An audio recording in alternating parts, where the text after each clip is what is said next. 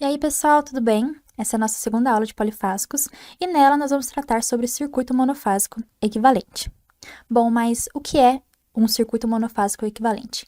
É uma técnica que a gente usa para poder simplificar aí a análise que a gente vai ter que fazer nos sistemas trifásicos, porque querendo ou não, daqui para frente, esses sistemas vão ficar muito grandes e muito complexos, então poder ter uma forma de simplificar eles para ficar mais fácil de visualizar e poder realizar os cálculos é muito importante. Mas vale lembrar que esse sistema só vale para cargas equilibradas e em estrela. E mais para frente vocês vão entender o porquê.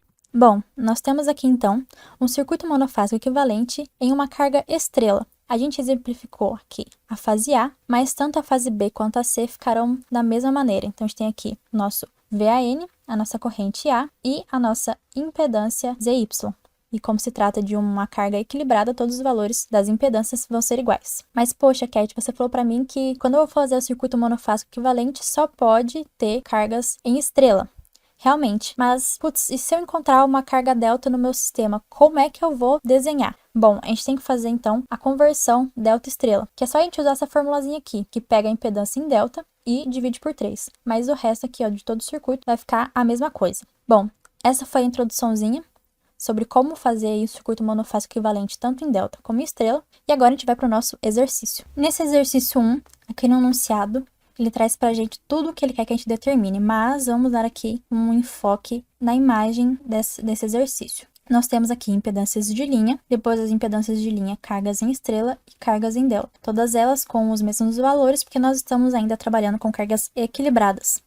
E também nos forneceu o VBA e o VCN. Bom, como eu acabei de dizer anteriormente, ele deu o nosso VBA. Mas, para resolvermos aí esse exercício, precisamos do VAB. Então, se a gente plotar aqui no gráfico, aonde ficaria o VBA, ele ficaria aqui, oposto ao VAB. Então, aí, analisando a angulação, o VAB fica em 240, ângulo de menos 120 graus. E o VCN fica normal. Bom, só com o VAB e com o VCN, a gente não teria claro aí se a sequência de fase é inversa ou direta. Então, a gente poderia acabar decidindo o que melhor convém pra gente. Mas, como ele deu essa imagem aqui da esquerda, e analisando ela, a gente pode ver que a sequência de fases é inversa. Então, a gente vai ter o nosso VAN, VBN e VCN com valor de 138,6, que é esse 240 dividido por raiz de 3, e as suas angulações aí defasadas em 120 graus, menos 120 graus, ou menos 240, 240, né? Lembrando que você colocar mais 120 graus ou menos 240 é a mesma coisa. E aqui no VAB, VBC e VCA, nós temos aqui 240, e a angulação aí fica mais fácil de identificar. Bom,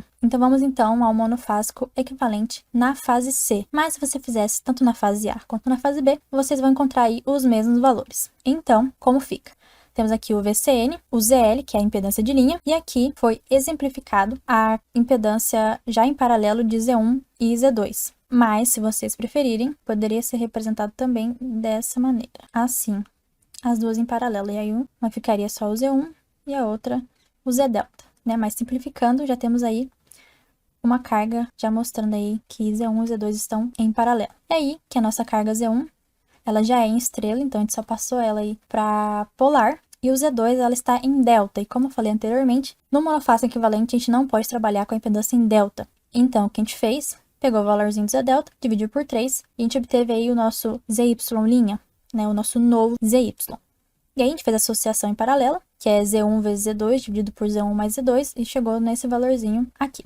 Bom, após a gente encontrar aí o paralelo, a gente precisa saber quem é a nossa impedância equivalente. Então, a gente pegou esse paralelo e somou com a impedância de linha que a gente tinha. E chegamos nesse valorzinho de 2,61, ângulo de 12,97. Depois que a gente acha a nossa impedância equivalente, a gente precisa achar a corrente total que passa na fase C, que é VCN dividido pelo Z equivalente, que a gente chegou nesse valorzinho aqui. Depois, a gente vai fazer uma divisão de corrente e para achar o nosso IC1. Então, é IC vezes Z2 dividido por Z1 mais Z2. Mas, se a gente quisesse achar primeiro o IC2, era só trocar esse Z2 por Z1. E aí, para a gente achar o IC2, que é a corrente na carga delta, a gente já tem o total e o IC1. Então, você pode fazer a subtração deles para achar o nosso IC2. Depois disso, a gente pode já colocar aqui quem são as nossas correntes totais fornecidas pela fonte. Esse 53,06 a gente já achou aqui, ó, no nosso IC. Então, a gente só transferiu aqui o 53,06 e o que mudou aí foi a nossa angulação. Lembrando de novo que é uma sequência de fases inversa. É bem importante vocês terem isso em mente e não esquecerem para que no meio do exercício aí vocês façam hora em sequência direta, hora em sequência inversa, porque aí vai dar tudo errado. Então, é bom estar sempre aí relembrando qual é a sequência de fases,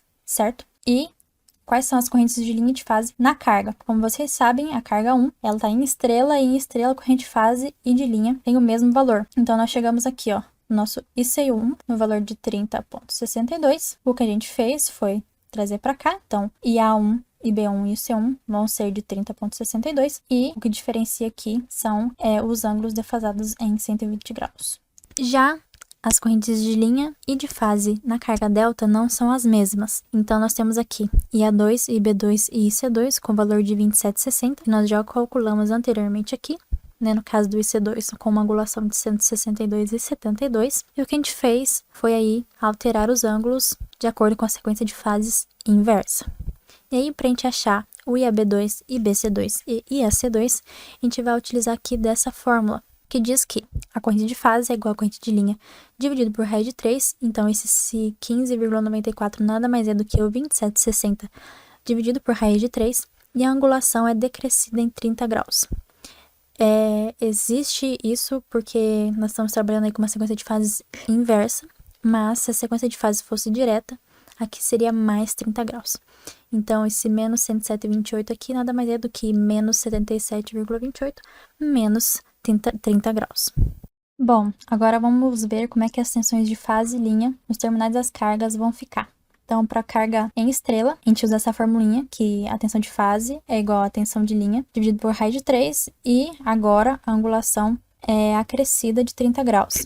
Então, se a gente fizer aqui, VAN1 é igual a IA1 vezes a impedância em estrela, que a gente chega no valor de 110,41, com um ângulo de menos 92,28. E aí, 110,41, né, fica o mesmo para todos, só a angulação que vai diferenciar numa sequência de fases inversa. E aqui a tensão de linha, a gente consegue obter ela. Se a gente inverter aqui os dados, então V' fica valor de fase vezes raiz de 3, e a angulação a gente subtrai em 30 graus. Já para a tensão de fase e de linha para as cargas delta, nós sabemos que, quando se trata de delta, a tensão de fase e a tensão de linha são as mesmas. Então, calculando aqui, a gente fica com VAB2 igual a IAB2 vezes a impedância em delta, a gente chega no valor de 191,24, e aqui as suas respectivas angulações.